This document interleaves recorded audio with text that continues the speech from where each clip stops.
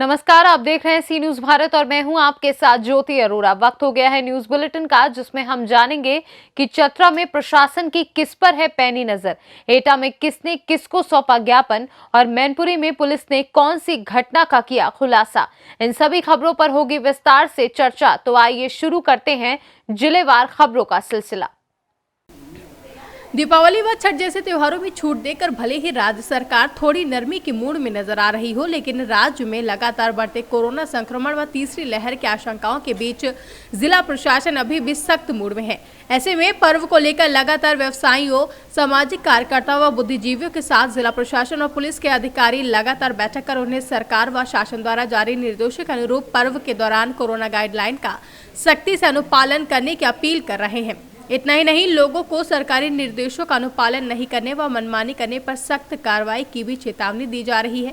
ऐसे में प्रकाश पर्व दीपावली और आस्था का महापर्व छठ के दौरान होने वाली आतिशबाजी और भीड़ पर भी प्रशासन की पैनी नजर है। भी आतिशबाजी के थोक एवं खुदरा व्यापारी और मिठाई जो दुकानदार हैं थोक या खुदरा व्यापारी संघ के सारे दुकानदारों के साथ हम लोग बैठक आयोजित किए गए हैं। यह आयोजित बैठक जो किया गया है, आगामी जो पर्व त्यौहार हमारे पास आने वाले हैं, चाहे वो दीपावली हो, चित्रगुप्त पूजा हो और छठ पूजा को निमित्त रखते हुए हम लोग यह बैठक आयोजित किए हैं। दो तीन चीज़ें मुख्य रूप से हैं, क्योंकि अभी कोविड गाइडलाइन का भी हम लोगों को अनुपालन कराना अनिवार्य है और साथ ही साथ जो आतिशबाजी के लिए जो सरकार का दिशा निर्देश और माननीय न्यायालयों के द्वारा बीच बीच में जो दिशा निर्देश दिए जाते रहे हैं, उसके संबंध में हम लोग इन लोगों के साथ अपील करेंगे कि जो दिशा निर्देश सरकार के द्वारा, न्यायालय के द्वारा जो दिए जाते रहे हैं, उस संबंध में उसका अनुपालन सुनिश्चित किया जाए। किसी भी स्थिति में हम लोग जो पटाखा दुकानदार हैं, उनको हम लोग खुले जगहों में, खुले मैदानों में उनको बिक्री करने के लिए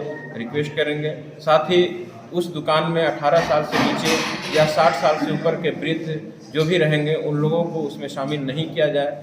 जो पटाखा फोड़ने का निश्चित जो समय है न्यायालय के जो द्वारा दिया गया है, रात्रि 8 बजे से 10 बजे तक, ये मुख्य जो गाइडलाइनें हैं उसका अनुपालन सुनिश्चित कराने के लिए हम लोग चतरा जिला आश्वस्त हैं। उम्मीद करते हैं कि जो आगामी पर्व त्यौहार है। चतरा से सी न्यूज संवाददाता लकी की रिपोर्ट। एटा जिलाधिकारी अंकित कुमार अग्रवाल के अनुपस्थिति होने के कारण एसडीएम को ज्ञापन सौंपा गया। बता दें कि भारतीय किसान यूनियन भानु के पदाधिकारियों ने डीएपी की किल्लत को लेकर ज्ञापन जिला अध्यक्ष पंकज सिंह के नेतृत्व में सैकड़ों किसान जुटे रहे, जहां अधिकारियों ने 2 दिन में डीएपी की पूर्ति करने का आश्वासन दिया है। क्या नाम है आपका? मैं डॉक्टर राहुल देव। क्या समस्याओं को लेकर ज्ञापन दिया आज? ये डीएपी को लेकर के किसानों को पूर्ति नहीं हो पा रही है डीएपी की, इसलिए हमने आज डीएम साहब के यहाँ ज्ञापन दिया है कि जल्द से जल्द किसानों के लिए डीएपी की पूर्ति कराई जाए। क्या आश्वासन दिया है अधिकारियों ने? डीएम साहब तो नहीं मिले हैं। एसडीएम साहब को ज्ञापन दिया था, उन्होंने आश्वासन दिया है कि 2 दिन में हम डीएपी की पूर्ति करा देंगे। बट अगर नहीं होती है डीएपी की पूर्ति तो भारतीय किसानों भानु यहाँ आके घेराव करेंगे जिलाधिकारी महोदय की आवास का। बस महोदय आज जो ये ज्ञापन दिया है, क्या समस्याओं को लेकर ज्ञापन दिया है? समस्या ही समस्या है, निदान क्या है सरकार के पास? समस्या यह है कि डीएपी की मात्रा कम है, ज़िले में आपूर्ति कम हो पा रही है, इसलिए किसान परेशान है। इसलिए जिलाधिकारी महोदय को ज्ञापन दिया है कि जल्द ही डीएपी पूरी तरह से सुनिश्चित न कराई गई तो जिलाधिकारी आवास को 2-1 दीपावली के बाद में घेरेंगे हम। किसी की नहीं माने, किसान बहुत परेशान है। क्या अधिकारियों ने क्या आश्वासन दिया है? अधिकारियों ने कहा है कि 2 दिन में डीएपी की आपूर्ति की जाएगी। एटा से सी न्यूज संवाददाता लखन यादव की रिपोर्ट।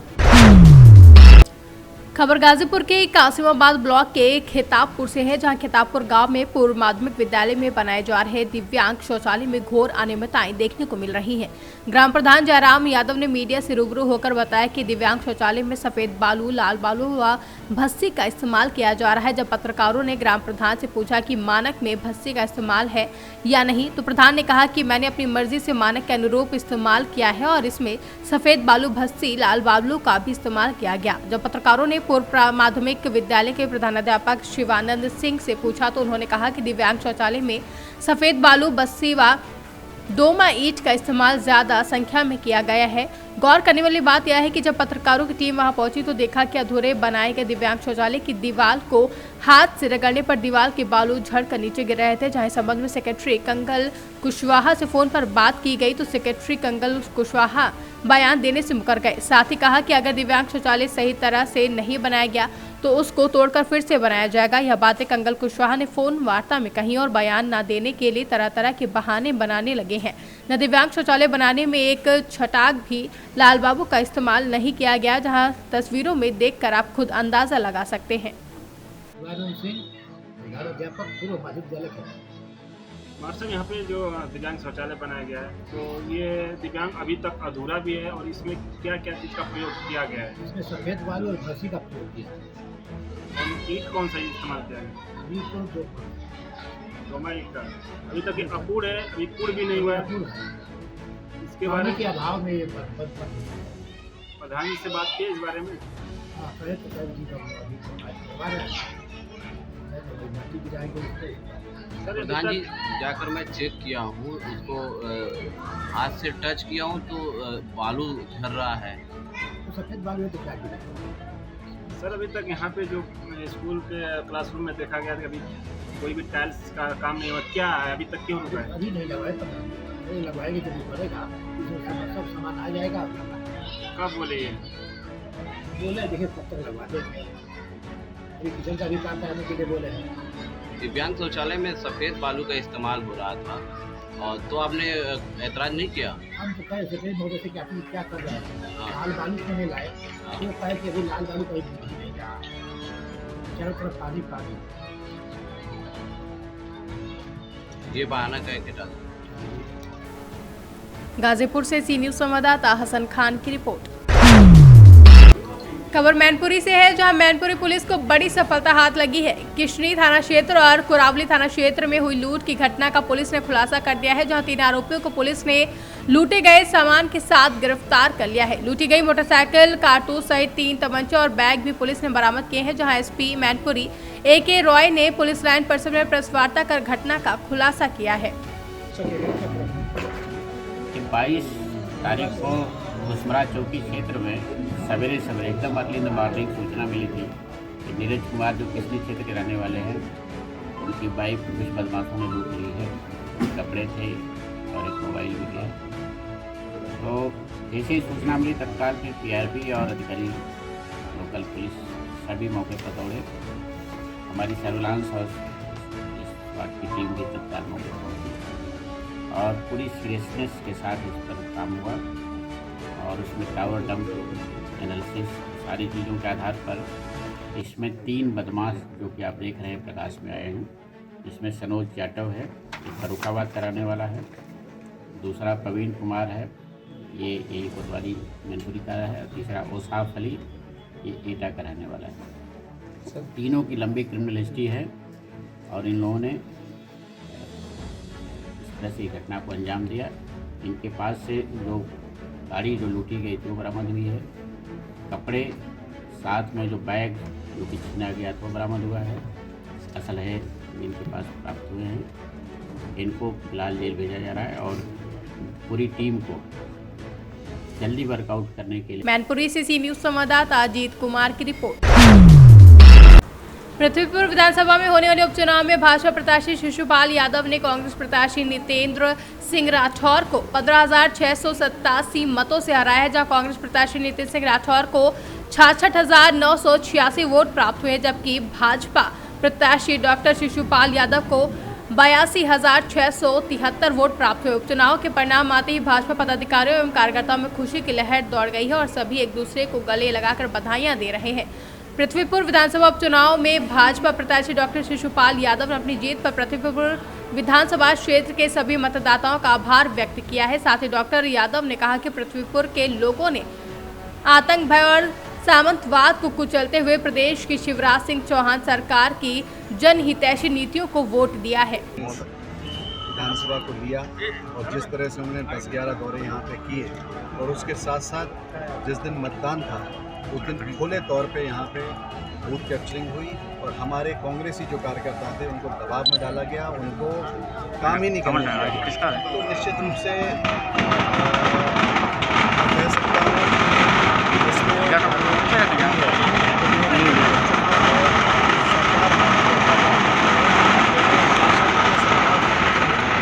बाकी उसके साथ ही हम लोग और बैठकर इसकी समीक्षा करेंगे कि कहाँ हम लोग चूक गए, कहाँ कमी रह गई। लेकिन जिस दिन मतदान हुआ था उस दिन खुले तौर पे बूथ कैप्चरिंग हुई थी और हमारे लोगों को वोट डालने नहीं दिया गया और काम नहीं करने दिया गया और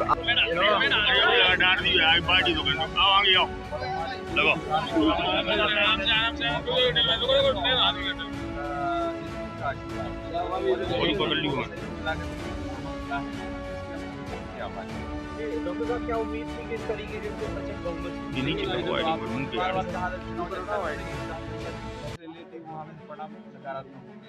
भाई साहब, क्या अब चूंकि आप दो लोग विधायक हैं, पूरे जिले में अब भाजपा है, तो किस तरह से दोनों लोग मिलकर जिले का सर्वांगीण विकास करेंगे? मैं अपने बड़े भाई आदरणीय श्री अनिल जैन साहब विधायक निवाड़ी से मार्गदर्शन में उनसे आशीर्वाद लेकर के और उनके साथ मिलकर अच्छा काम करूँगा और हमारे जिलाध्यक्ष के साथ मिलकर अच्छा काम करूँगा। भाई साहब, क्या लगता है आपको, आप विधायक बन गए हैं, क्या लग रहा है किन योजनाओं पे आप काम करने वाले हैं? पृथ्वीपुर से सी न्यूज संवाददाता मनोज निराला की रिपोर्ट। लोक प्रदर्शी व जिलाधिकारी के आदेशानुसार बसखारी थानाध्यक्ष निवास पांडे द्वारा थाना क्षेत्र में निवास कर रहे गरीब असहाय व्यक्तियों के घर घर जाकर दीपोत्सव के परिप्रेक्ष्य में उनके घर पर दीपक जलाने के लिए दीपक, माचिस, मिठाई तथा फल देकर उन्हें हर्षोल्लास के साथ दीपावली मनाने के लिए कहा। इस कदम से गरीब तबके में काफी उत्साह देखा गया, जब बसखारी थानाध्यक्ष श्रीनिवास पांडे के कार्य से लोगों के दिलों में जगह बनाने वाले थानाध्यक्ष बसखारी गरीब तबके के लोगों की दुआएं भी मिल रही हैं और सभी प्रशंसा भी कर रहे हैं। अम्बेडकर नगर से सी न्यूज संवाददाता अजय कुमार उपाध्याय के साथ हरिलाल प्रजापति की रिपोर्ट। यूपी के बुलंदशहर में निजी अस्पताल में बच्चे की मौत के बाद परिजनों में हंगामा मच गया, जहां परिजनों का आरोप है कि हैवी डोज से बच्चे की मौत हुई है। परिजनों ने डॉक्टर पर लापरवाही का आरोप लगाया, वहीं हैवी डोज देकर बच्चे की मौत की वजह बताई है। पुराने जीटी रोड के डीए ऑफिस के सामने निजी हॉस्पिटल का पूरा मामला है। बता दें कि आज सुबह ही बच्चे की तबीयत खराब हुई थी, जिसके बाद परिजनों ने अस्पताल में भर्ती कराया था। वहीं डॉक्टर के इलाज के दौरान बच्चे की मौत हुई है। परिजनों और दलालों के बीच नोकझोंक हुई है, जहाँ मारपीट तक की नौबत आ गई। परिजनों का आरोप है कि दलाल पैसे लेकर मामले को खत्म करने की बात कह रहा है, जिसके चलते परिजन आक्रोशित हो उठे हैं। परिजनों के हंगामे की सूचना पर मौके पर पहुंचे कोतवाली प्रभारी, जहां बच्चे का पंचनामा भर पोस्टमार्टम के लिए भेज दिया गया है। जी, मेरा नाम रिंकू है, मेरा गांव मुनी है। हाँ, क्या घटना हुई है?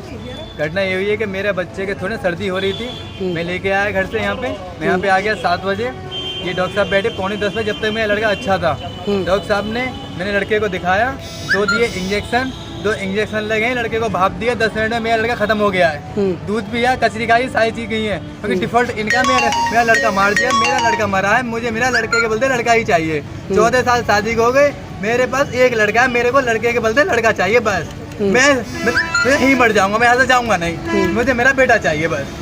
अब डॉक्टर साहब का क्या कहना है इस बारे में? डॉक्टर साहब का कहना, बुलंदशहर से सी न्यूज संवाददाता नितिन सिंह की रिपोर्ट।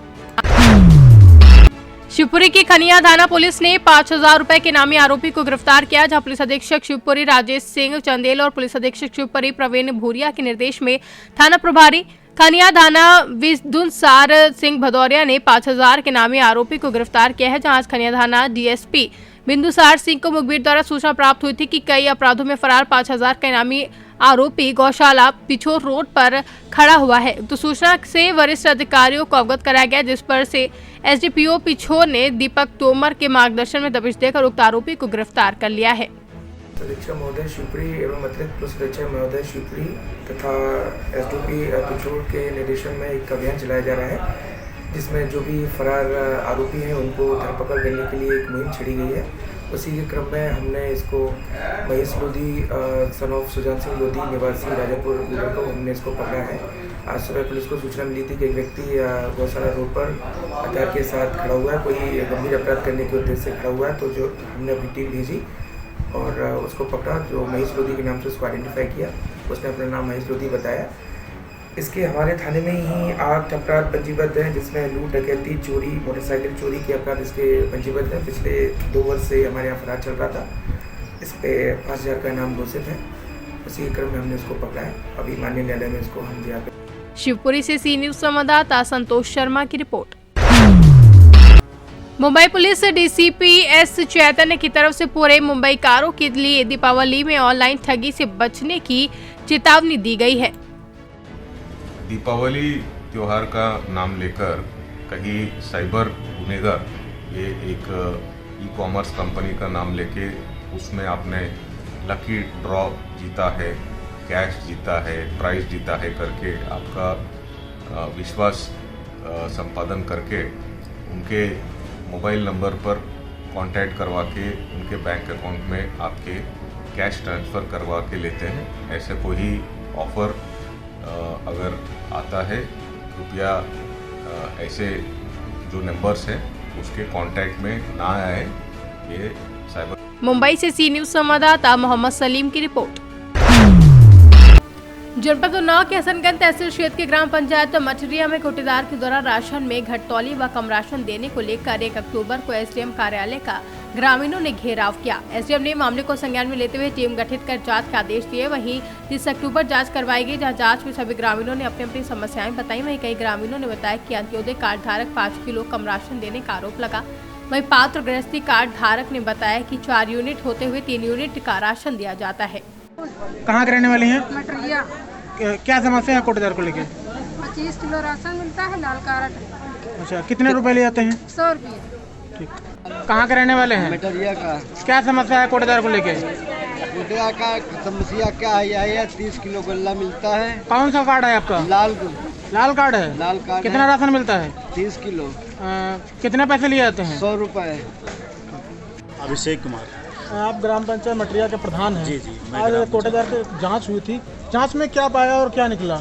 देखिए, अब ये तो मूल समस्या गांव के राशन संबंधित बनी हुई है। इसके लिए 1 तारीख को भी, पिछली जो 1 तारीख है, इसमें जो है हसनगंज एसडीएम साहब को ज्ञापन में दिया गया था, लेकिन वो जांच जो है नायब तहसीलदार साहब को मिली थी और नायब तहसीलदार को जांच मिलने के बाद जो है 1 महीना धीरे धीरे हो गया।